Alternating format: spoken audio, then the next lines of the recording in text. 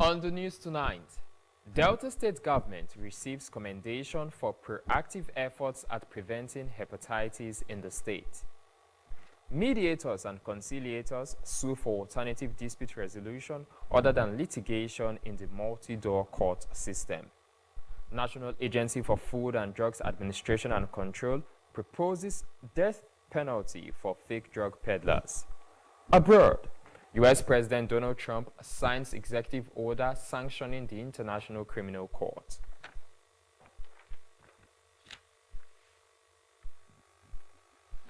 Good evening and welcome to the Delta Television News at 8. I am Ogaga Ikama.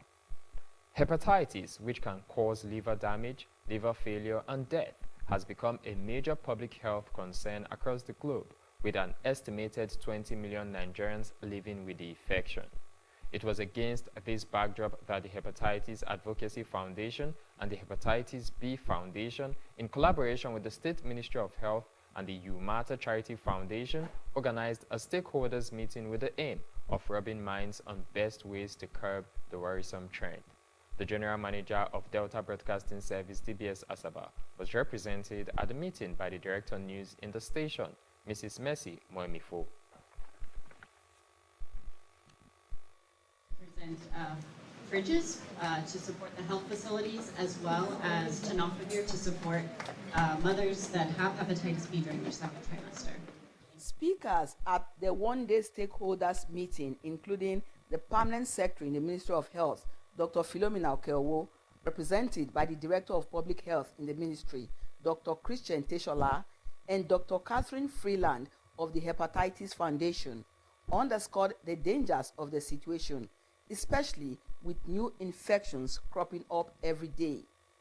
They advocated the prevention of mother-to-child transmission through vaccines as the surest way to curb the scourge and totally eliminate it, with the emergence of a hepatitis-free generation.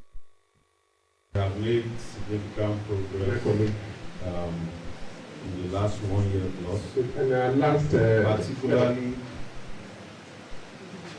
with the policy for screening every pregnant woman for hepatitis B and C. Cost of treatment, the regular monitoring that takes place. So what we're trying to do here today is talk about prevention.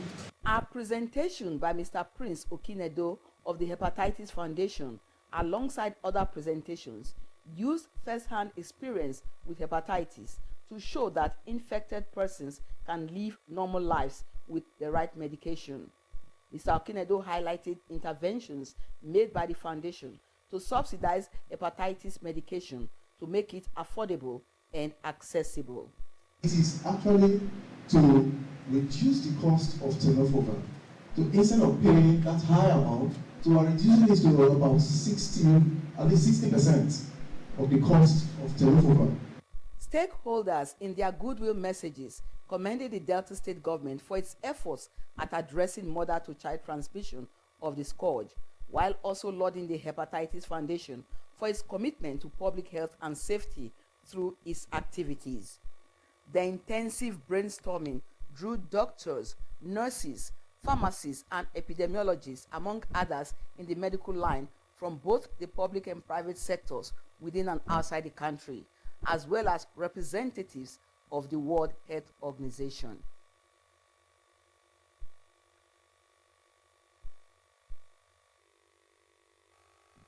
Meanwhile, the Delta State government has been commended for its proactive efforts at preventing hepatitis in the state, making the state first to hold a viral hepatitis summit. This came out at the stakeholders meeting on hepatitis organized by the State Ministry of Health and the Hepatitis B Foundation. It was also revealed that Delta State is the second after Nasarawa State to have a strategic health plan through intervention, testing, vaccination and treatment of hepatitis B and C. Mercy Momifo reports that stakeholders at the meeting committed to stopping the cycle of transmission with the mantra, break the cycle, protect the next generation.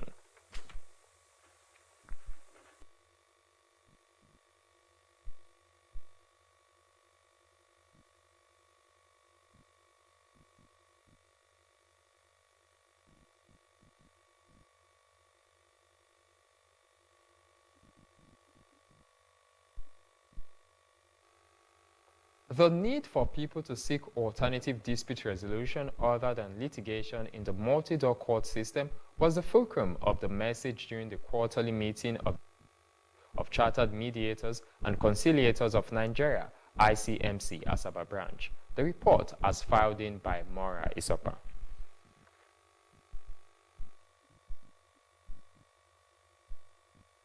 The meeting, which brought together mediators and conciliators from across the region, provided a platform for members to discuss pressing issues, share experiences, and receive updates on industry development.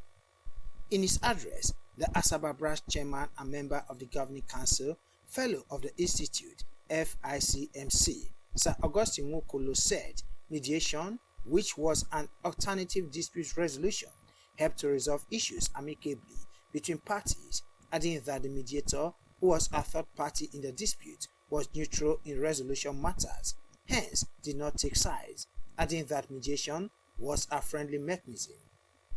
He told the gathering that as mediators, they were all out to ensure that peace was maintained in the state, adding that anyone with proper training could become a mediator. So that people will think court. No. We believe in peace and negotiation and settlement. So that is how we... In his remarks, a fellow and life member of the ICMC Governing Council, Mr. Benjamin Juwe, encouraged the people to practice mediation as it was the easiest and cheapest method of dispute resolution compared with the traditional open court system, while advising members of the institute to strive to bring mediation to the forefront and continue to sensitize the people about the practice. It has not come to take away, to supplant litigation, but it is there as one of the alternatives, the choices. And that's why in modern terms of dispute resolution, we have what we call a multi-door court system. During the meeting, the members deliberated on ways to promote mediation and conciliation as effective alternatives to litigation in the region by actively engaging in public sensitization and organizing training programs to enhance the skills of mediators and conciliators. It was also disclosed that orientation for persons who wish to be mediators will hold on February 13th. The members expressed their commitment to promoting alternative dispute resolution mechanisms in their various areas.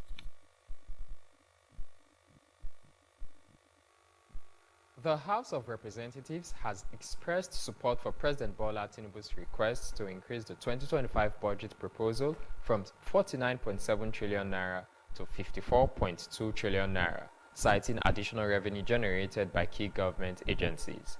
President Tinubu, in a letter read before both chambers of the National Assembly on Wednesday, justified the upward review based on fresh revenue inflows. According to the letter, the Federal Inland Revenue Service (FIRS) generated 1.4 trillion naira, the Nigeria Customs Service 1.2 trillion naira, while other government agencies contributed 1.8 trillion naira. Following the letter's presentation, Senate President Godswill Akpabio and Deputy Speaker of the House of Representatives Benjamin Kalu referred the proposal to the Committees on Finance and Appropriations for prompt consideration. Addressing newsmen in Abuja, House Deputy Spokesman Mr. Philip Agwese reaffirmed the House's commitment to supporting the administration in delivering good governance. He highlighted the proposal's emphasis on key sectors, particularly agriculture, which he described as crucial for national food security. Mr. Agwese also underscored the budget's focus on national security, particularly the planned construction of military barracks, which he said reflects the administration's commitment to the welfare of security personnel and national safety. Mr. Agbese emphasized that the 10th House, under Speaker Abbas Tajuddin, remains dedicated to ensuring an efficient and impactful budget implementation.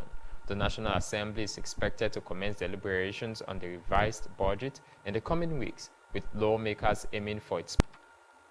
The Independent Corrupt Practices and Other Related Offences Commission, ICPC, has arrested former Chief of Naval Staff Usman Jibrin and Adam Yusuf, a deputy commandant of the Nigerian Security and Civil Defense Corps NSCDC in Kogi State, over the alleged diversion of more than 3 billion naira in public funds. Both men are now set to face prosecution for their involvement in the fraudulent activities.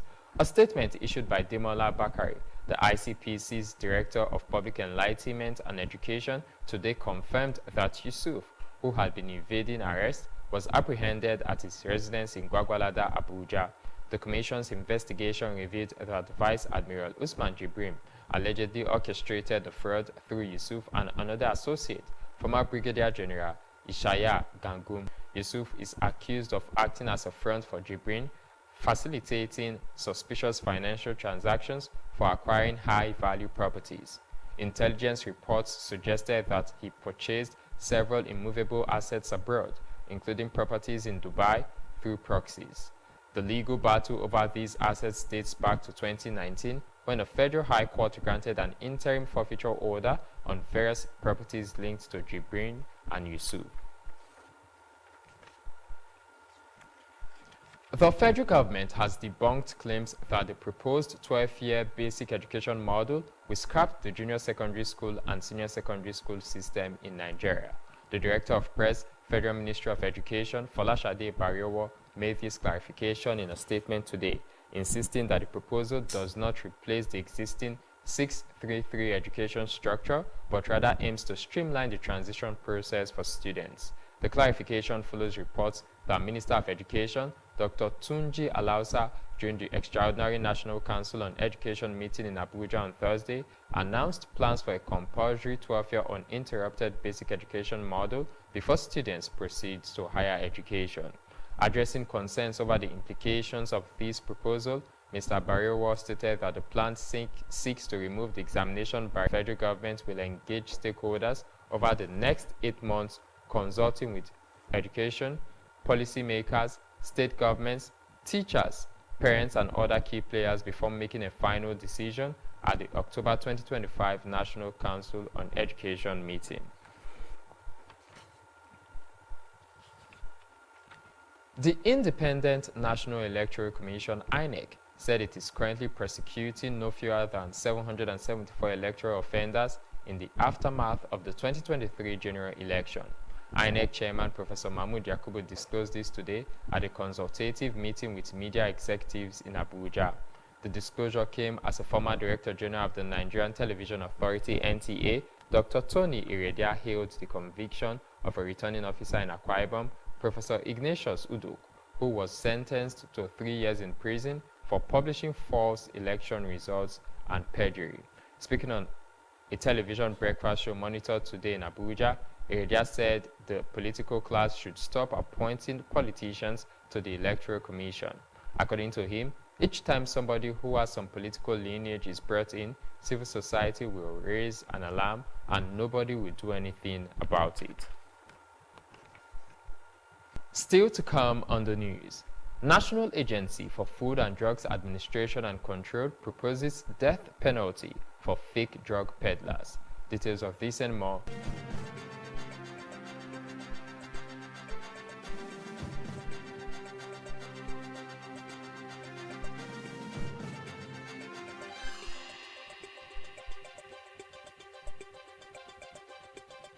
Upgrading your TV doesn't mean buying a new one. Unbelievable, right? But with the new Airtel Smart Router, you can now watch YouTube on any TV and also get unlimited data for 30 days to stream thrilling Nollywood movies, catch up on football highlights, and keep your kids engaged with edutainment all on YouTube. With the Airtel Smart Router, everyone gets what they love. Get the Smart Router plus unlimited data for 25,000 Naira. Visit the nearest Airtel shop to get yours. Airtel, a reason to imagine.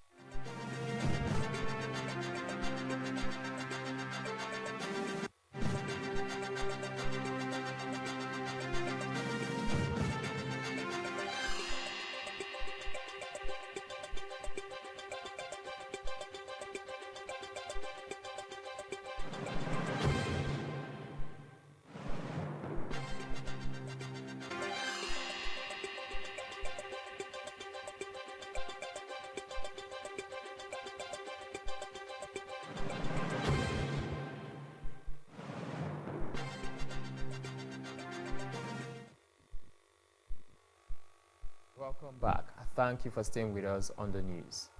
In a bid to address the problem of substandard medicine in Nigeria, the National Agency for Food and Drug Administration and Control (NAFDAC) has proposed death penalty for fake drug peddlers. The agency's Director General, Mrs. Mojisola Adeyeye, said only to children's deaths. Mrs. Adeyeye said that Mrs. Adeyeye made this known when she appeared on a television program this morning to implement strict measures in the judiciary and the National Assembly.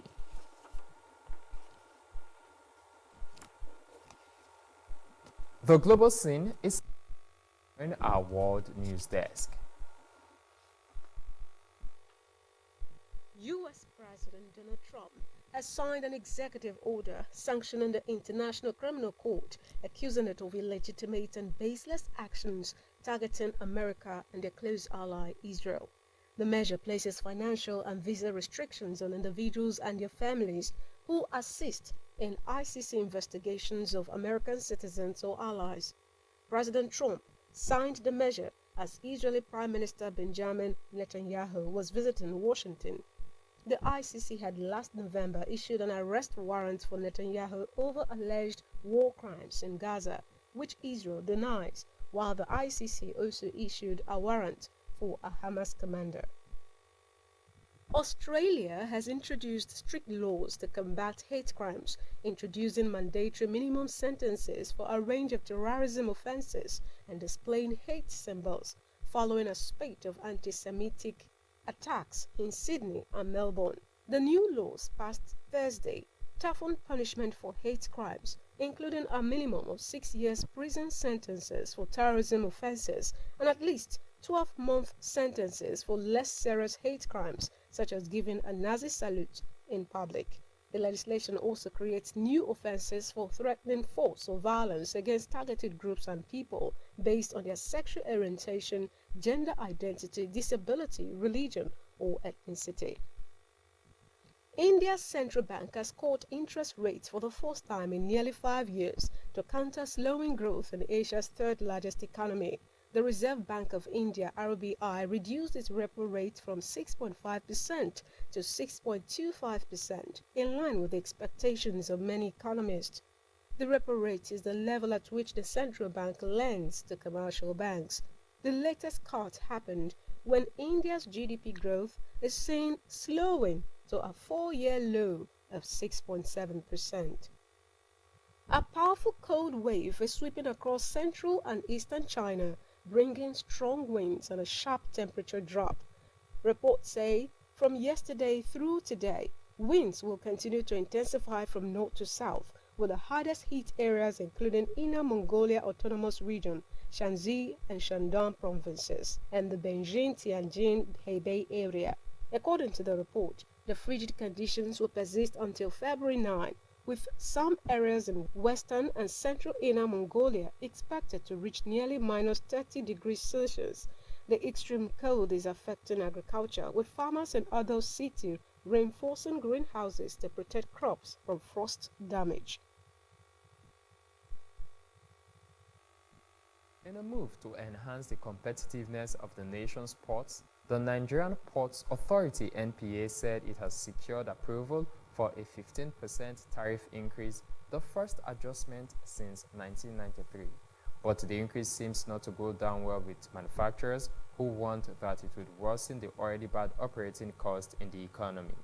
Disclosing the impending increase in charges, NPA's Executive Director in charge of Marine and Operations, Olalekan Badmus, who represented the Managing Director Abubakar Dansoho at a stakeholders meeting in Lagos, however, emphasized the importance of improving efficiency at the ports while also engaging stakeholders in its decision-making process.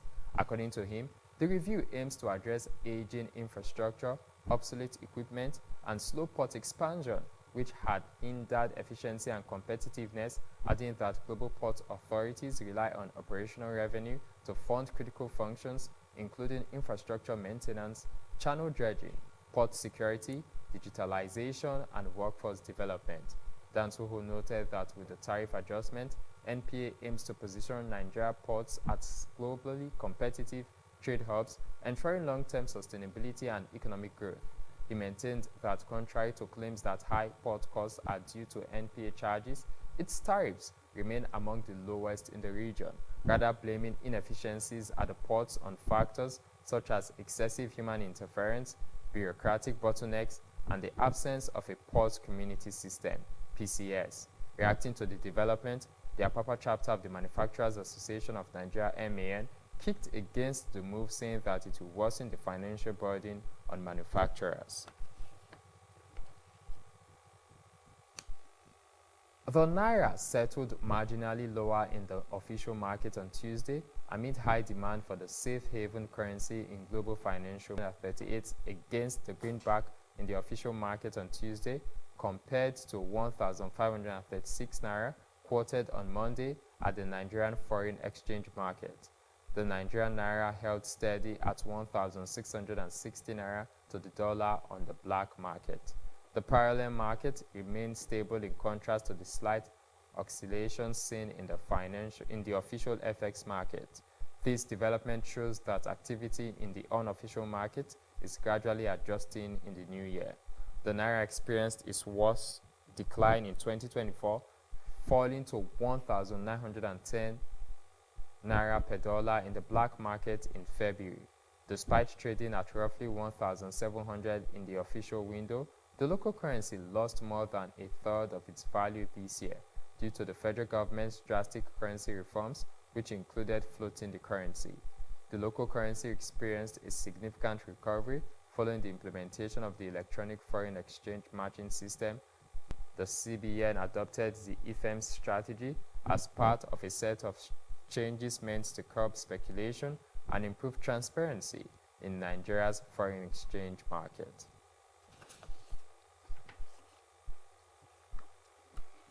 Mr. Akin Rotimi, spokesperson of the House of Representatives, says the proposals of the creation of states are not the resolution of Parliament. Speaking at plenary on Thursday, Benjamin Kalu, Deputy Speaker of the House and Chairman of the Constitution Review Committee, said the lower legislative chamber has received proposals for the creation of 31 new states.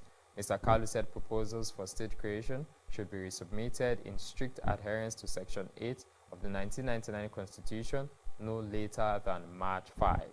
The aforementioned section stipulates the requirements for the creation of a new state.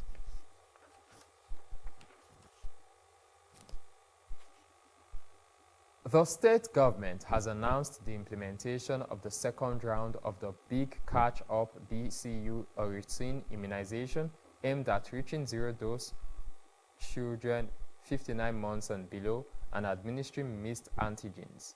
A statement by the Director of Public Communication and Functioning Permanent Secretary, Ministry of Information, said the immunization would take place from 10th to 16th of February across 8 local government areas of the state, including Ughelli North and South, Warri South, Isoko South, Burtu, Uwie, Ndokwa West, and Saple. The statement said health workers would be at markets, schools, churches, mosques, playgrounds, and healthcare facilities to vaccinate eligible children, adding that the vaccines are free, safe, and effective. It urged parents, guardians, and other stakeholders to cooperate with designated health workers to make the exercise a success.